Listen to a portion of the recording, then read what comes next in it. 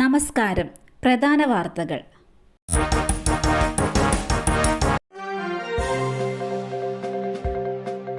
രാജ്യം ഇന്ന് 79ാം സ്വാതന്ത്ര്യദിനം ആഘോഷിക്കുന്നു.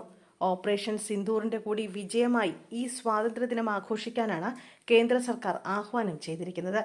രാവിലെ 7:30 പ്രധാനമന്ത്രി ചെങ്കോട്ടയിൽ ത്രിവർണ്ണ പതാക ഉയർത്തി. ഓപ്പറേഷൻ സിന്ദൂറിന്റെ വിജയത്തിൽ സേനകളെ അഭിനന്ദിച്ചു. സ്വാതന്ത്ര്യദിനാഘോഷങ്ങൾ കണക്കിലെടുത്ത് രാജ്യ തലസ്ഥാനം അതീവ സുരക്ഷാ വലയത്തിലാണ്. വീണ്ടും ന്യൂനമർദ്ദം, ശക്തമായ മഴയ്ക്ക് സാധ്യത. സംസ്ഥാനത്ത് ഇന്നും ഒറ്റപ്പെട്ട ശക്തമായ മഴയ്ക്ക് സാധ്യത. മധ്യ വടക്കൻ കേരളത്തിൽ അതിശക്തമായ മഴയ്ക്ക് സാധ്യതയുണ്ടെന്നാണ് കാലാവസ്ഥാ വകുപ്പിന്റെ മുന്നറിയിപ്പ്.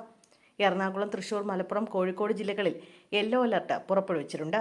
നാളെ കോഴിക്കോട്, കണ്ണൂർ, കാസർഗോഡ് ജില്ലകളിലും യെല്ലോ അലർട്ടാണ്.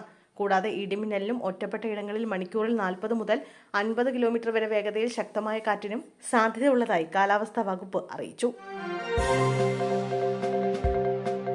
ട്രെയിനിലെ ശുചിമുറിയിൽ ഉപേക്ഷിക്കപ്പെട്ട നിലയിൽ നവജാത ശിശുവിന്റെ മൃതദേഹം കണ്ടെത്തി.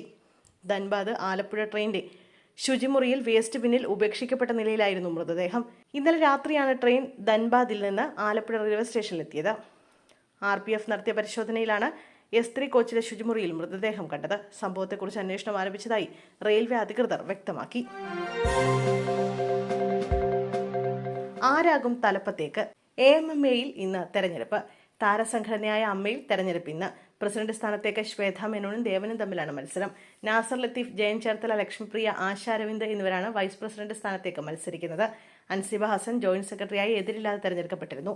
ജനറൽ സെക്രട്ടറി സ്ഥാനത്തേക്ക് രവീന്ദ്രനും കുക്കു പരമേശ്വരനും മത്സരരംഗത്തുണ്ട്. അനൂപ് ചന്ദ്രനും ഉണ്ണി ശിവപാലും ട്രഷറർ സ്ഥാനത്തേക്കാണ് മത്സരിക്കുന്നത്. 11-അംഗ എക്സിക്യൂട്ടീവ് കമ്മിറ്റിയിലെ 7 ജനറൽ സീറ്റിലേക്ക് 8 പേരും 4 വനിതാ സംവരണ സീറ്റിലേക്ക് 5 പേരും മത്സരിക്കുന്നു. രാവിലെ 10 ആരംഭിക്കുന്ന തെരഞ്ഞെടുപ്പ് ഉച്ചയ്ക്ക് 1 അവസാനിക്കും. തൃശൂരിലെ കള്ളവോട്ട്, സുരേഷ് ഗോപിയെ വെള്ളപൂശാൻ BJP. തൃശൂരിലെ BJPയുടെ കള്ളവോട്ട് വിഷയത്തിൽ ദിവസം തോറും കൂടുതൽ തെളിവുകൾ പുറത്തുവരുന്നു. കള്ളവോട്ടുകൾ ചേർത്തതിനെ ന്യായീകരിച്ച് സുരേഷ് ഗോപിയെ വെള്ളപൂശാനും സമാന്തരമായി BJP നേതാക്കൾ ശ്രമം തുടരുന്നുണ്ട്. സംഭവം മറയ്ക്കാൻ സോഷ്യൽ മീഡിയയിൽ മറ്റുള്ളവർക്കെതിരെ വ്യാജ ആരോപണങ്ങളുമായി BJP നേതാക്കളും സജീവമാണ്. കള്ളവോട്ട് ചെയ്തതായി ആരോപിച്ച് സോഷ്യൽ മീഡിയയിൽ വ്യാജ പ്രചരണം നടത്തിയ BJP സംസ്ഥാന വൈസ് പ്രസിഡന്റ് KK അനീഷ് കുമാറിനെതിരെ തൃശൂരിലെ കുടുംബം പരാതി നൽകി. കുറ്റൂർ സ്വദേശി MD വേണുഗോപാലാണ് തൃശൂർ വെസ്റ്റ് പോലീസിൽ പരാതി നൽകിയത്.